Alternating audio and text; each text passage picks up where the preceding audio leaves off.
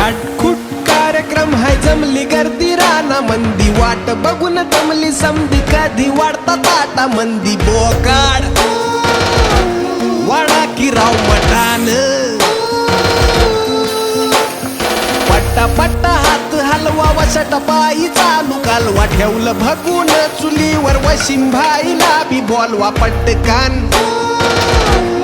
आया की 2 मिनिट में